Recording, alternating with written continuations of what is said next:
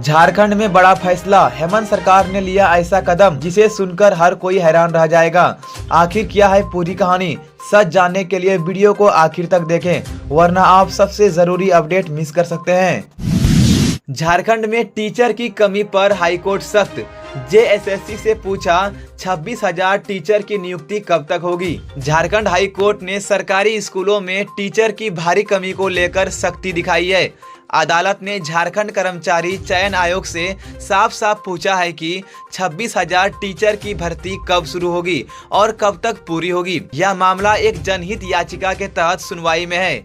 याचिका में कहा गया है कि राज्य के 30% से ज्यादा प्राथमिक स्कूलों में सिर्फ एक ही शिक्षक है, जो कि शिक्षा का अधिकार कानून 2009 का उल्लंघन है। राज्य सरकार ने कोर्ट में हलफनामा देकर कहा कि भर्ती की प्रक्रिया निष्पक्ष, पारदर्शी और समय पर पूरी की जाएगी, लेकिन इसमें कोई ठीक तारीख या समय सीमा नहीं दी गई है। इस पर कोर्ट ने नाराजगी जताई है। अदालत ने अगली सुनवाई की तारीख 16 अप्रैल को तय की है और उम्मीद है कि तब तक जेएसएससी टीचर भर्ती को लेकर साफ जानकारी देगा।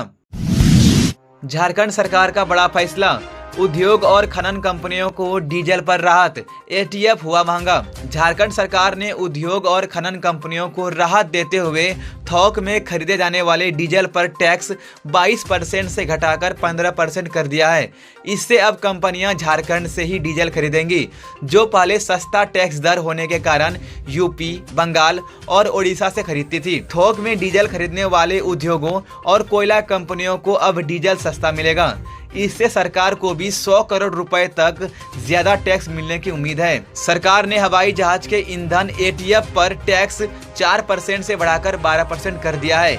इससे फ्लाइट टिकट थोड़ी महंगी हो सकती है। मुख्यमंत्री हेमंत सोरेन स्पेन और स्वीडन की यात्रा पर जाएंगे, ताकि विदेशी कंपनियों को झारखंड में निवेश के लिए प्रोत्साहित किया जा सके। इस यात्रा के खर्च और कार्यक्रम को कैबिनेट ने मंजूरी दे दी है। विधायक जयराम महतो की सुरक्षा पर सवाल, केंद्र से मांगी गई जेड प्लस की सुरक्षा। डुमरी से निर्दलीय विधायक जयराम महतो को अपनी जान का खतरा महसूस हो रहा है। इसी को लेकर उनकी पार्टी झारखंड लोकतांत्रिक क्रांतिकारी मोर्चा के केंद्रीय सचिव राजदेश रतन ने केंद्रीय गृह मंत्री अमित शाह को चिट्ठी लिखी है। इसमें उन्होंने मांग की है कि जयराम महतो को जेड प्लस की सुरक्षा दी जाए। चिट्ठी में कहा गया है कि जयराम महतो युवाओं, बेरोजगारों और वंचितों की आवाज बनकर सामने आए हैं। उनकी बढ़ती लोकप्रियता और सामाजिक तत्वों को पसंद नहीं आ रही है। आए दिन उनकी गाड़ी को रोका जाता है और तोड़फोड़ की कोशिश की जाती है। राजदेश रतन ने कहा है कि कई बार स्थानीय पुलिस राजनीतिक दबाव में आ जाती है, इसलिए केंद्रीय सुरक्षा जरूरी है। हालांकि उन्होंने यह भी कहा है कि पुलिस पर भरोसा है, लेकिन जेड प्लस की सुरक्षा वक्त की जरूरत बन गई है। बोकारो में विस्थापित आंदोलन के दौरान जयराम महतो का विरोध हुआ, उनकी गाड़ी पर हमला हुआ, नेम प्लेट तोड़ दी गई। 6 अप्रैल 2025 को जगन्नाथ महतो की पुण्यतिथि पर आयोजित कार्यक्रम में उन्हें बीएड कॉलेज के गेट पर ही रोक दिया गया। हिमाचल की चंद्रा नदी में डूबा झारखंड का युवक अब तक नहीं मिला, 5 टीमें कर रही तलाश। हिमाचल प्रदेश के लाहौल स्पीति जिले के सिस्सू में चंद्रा नदी में डूबे झारखंड के युवक सामर्थ का अब तक कोई सुराग नहीं मिला है। हादसे को 75 घंटों से ज्यादा समय हो चुका है। घटना 6 अप्रैल की है, जब झारखंड के 2 युवक नदी के ऊपर एक पुरानी लोहे की पुलिया पर चढ़ गए थे।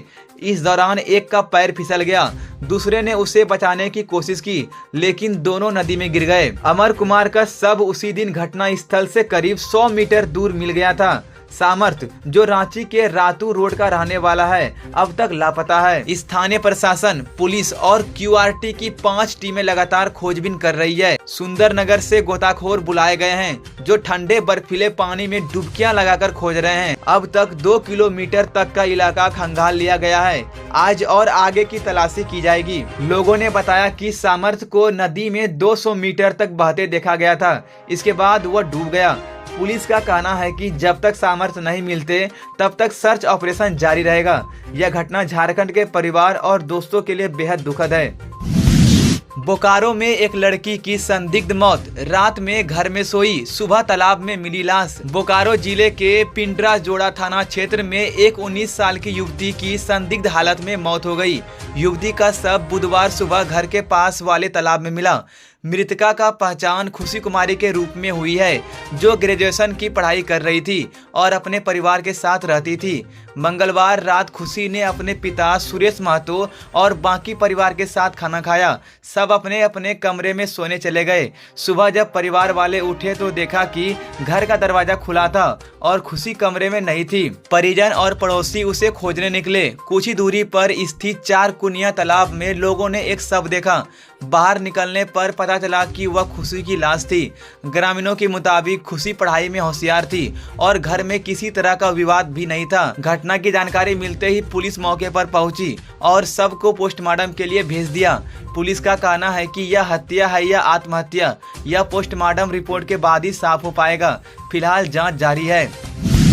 झारखंड में वक्फ बोर्ड के पास 698 संपत्तियां, लेकिन देख रेख करने वाली कमेटियां नहीं दे रही हिसाब। झारखंड वक्फ बोर्ड के पास कुल 698 चल और अचल संपत्तियां हैं। सबसे ज्यादा 309 संपत्तियां रांची में हैं, लेकिन जिन कमेटियों को इन संपत्तियों की देखभाल की जिम्मेदारी दी गई है वे वक्फ बोर्ड का इनका हिसाब नहीं दे रही है। वक्फ बोर्ड ने इन कमेटियों को कई बार नोटिस भेजा, लेकिन किसी ने भी जानकारी नहीं दी। अब बोर्ड ने अंतिम नोटिस देते हुए कहा है कि अगर तय समय में पूरा हिसाब किताब नहीं दिया गया तो वर्तमान कमेटियों को भंग कर दिया जाएगा। भारत सरकार के अल्पसंख्यक कल्याण मंत्रालय ने वक्फ संपत्तियों का डेटा इकट्ठा किया है। रांची में सबसे ज्यादा 309 संपत्तियां हैं।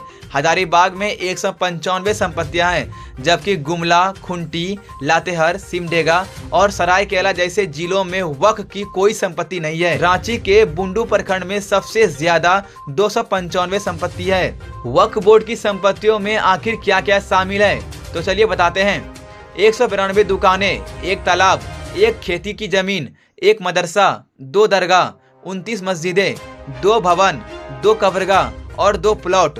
अन्य 16 संपत्तियां भी वक्फ के नाम है। बोर्ड का कहना है कि सभी संपत्तियों का सही हिसाब मिलना जरूरी है ताकि उनका सही तरीके से इस्तेमाल किया जा सके।